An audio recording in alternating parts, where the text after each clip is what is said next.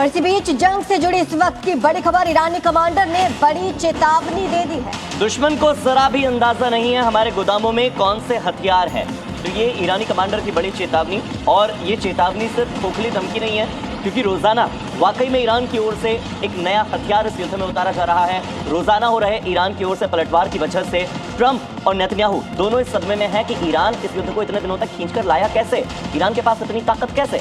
इसी बीच एक और बड़ी खबर युद्ध क्षेत्र से आ रही है, जहां पर एक तरफ लगातार अटैक किए जा रहे हैं और हॉर्मुज स्ट्रेट से जुड़ी एक और बड़ी खबर। हॉर्मुज स्ट्रेट को लेकर ईरान की बहुत बड़ी धमकी, ईरान को बहुत बड़ी धमकी मिली है। स्ट्रेट ऑफ हॉर्मुज को पूरी तरह बंद करेंगे। पावर प्लांट पर प्रहार को लेकर ईरान की चेतावनी। और अब रुख देश का करते हैं, क्योंकि लोकसभा में मध्य पूर्व संकट पर प्रधानमंत्री नरेंद्र मोदी ने बयान दिया। संबोधित करते हुए उन्होंने कहा, हॉर्मुज स्ट्रेट में किसी तरह की रुकावट मंजूर नहीं है। हॉर्मुज स्ट्रेट में जहाजों पर हमले बर्दाश्त नहीं। बातचीत और कूटनीति ही समस्या का समाधान, प्रधानमंत्री नरेंद्र मोदी ने कहा। मिडिल ईस्ट, जहां तक डिप्लोमेसी की बात है, भारत की भूमिका स्पष्ट है। शुरुआत से ही हमने इस संघर्ष को लेकर अपनी गहरी चिंता व्यक्त की है। मैंने स्वयं भी पश्चिम एशिया के सभी संबंधित नेताओं से बातचीत की है। मैंने सभी से तनाव को कम करने और इस संघर्ष को खत्म करने का आग्रह किया है। भारत ने नागरिकों, एनर्जी और ट्रांसपोर्ट से जुड़े इंफ्रास्ट्रक्चर पर हमलों का विरोध किया है।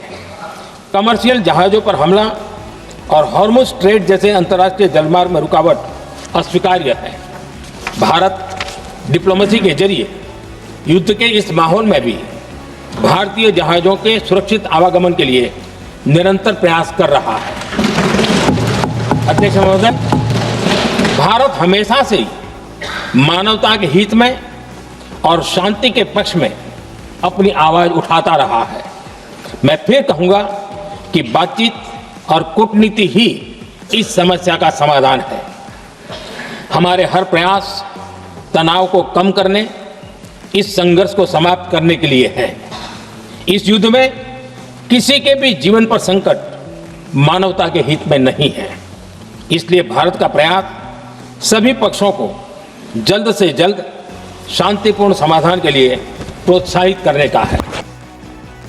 तनाव जल्द से जल्द खत्म होना चाहिए। प्रधानमंत्री नरेंद्र मोदी को आप सुन रहे थे। युद्ध का प्रभाव लंबे समय तक बना रह सकता है। प्रधानमंत्री नरेंद्र मोदी ने आगे कहा, युद्ध का प्रभाव लंबे समय तक बना रह सकता है। कोरोना काल की तरह हमें तैयार रहना होगा, हमें सावधान और सतर्क रहना होगा। मिलकर हमें हर चुनौती का सामना करना होगा। मिडिल ईस्ट में चल रही जंग को लेकर प्रधानमंत्री नरेंद्र मोदी ने संबोधित किया और ये बात कही। अध्यक्ष जी, इस युद्ध के कारण दुनिया में जो कठिन हालात बने हैं, उनका प्रभाव लंबे समय तक बने रहने की आशंका है। इसलिए हमें तैयार रहना होगा, हमें एकजुट रहना होगा। हम कोरोना के समय भी एकजुटता से ऐसी चुनौतियों का सामना कर चुके हैं।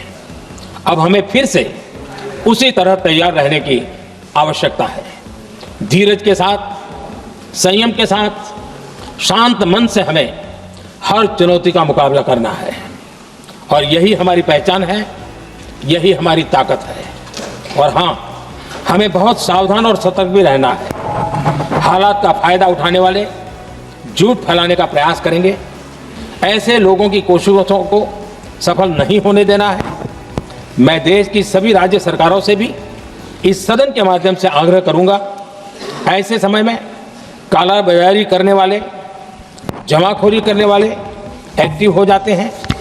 इसके लिए कड़ी मॉनिटरिंग जरूरी है।